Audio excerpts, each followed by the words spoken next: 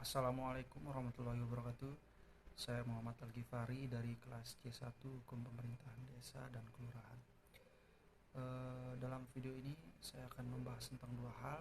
Yang pertama itu mengenai mengapa undang-undang itu disejajarkan dengan peraturan pemerintah pengganti undang-undang dalam hierarki peraturan perundang-undangan. Dan yang kedua, bagaimana eksistensi dari peraturan desa. Baik, jadi mengapa undang-undang itu disejajarkan dengan peraturan pemerintah pengganti undang-undang dalam hierarki peraturan perundang-undangan?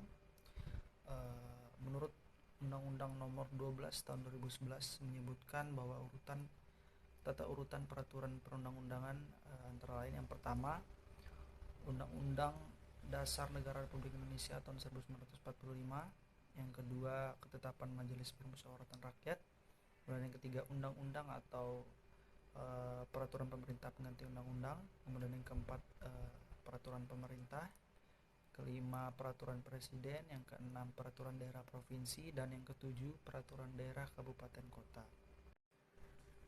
Jadi dalam ketetapan tersebut undang-undang disejajarkan dengan peraturan pemerintah pengganti undang-undang karena materi muatan sebuah peraturan pemerintah pengganti undang-undang itu sama dengan materi muatan undang-undang, yang artinya isi dari Perpu itu sebenarnya adalah undang-undang yang dibuat dalam kegentingan yang memaksa, yang alasan-alasannya merupakan hak subjektif presiden. Tetapi justru karena dibuat dalam keadaan genting dan memaksa itulah Undang-Undang Dasar 1945 melalui pasal 22 menyatakan bahwa Perpu itu harus mendapat persetujuan dari DPR pada masa sidang berikutnya. Yang berikutnya saya akan membahas tentang bagaimana eksistensi dari peraturan desa.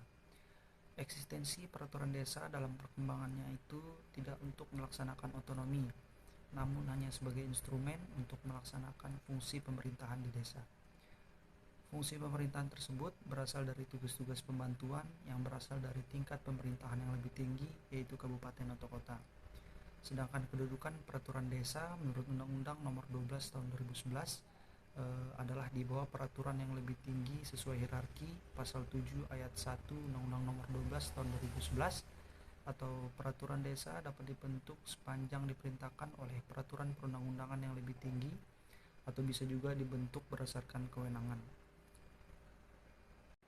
Dibentuk berdasarkan kewenangan itu memiliki makna bahwa peraturan desa dapat dibentuk melalui delegasi atau mandat dari pemerintahan yang lebih tinggi, atau dengan kata lain urusan pemerintahan yang menjadi kewenangan kabupaten atau kota yang diserahkan pengaturannya kepada desa, tugas pembantuan dari pemerintah provinsi dan atau pemerintah kabupaten kota.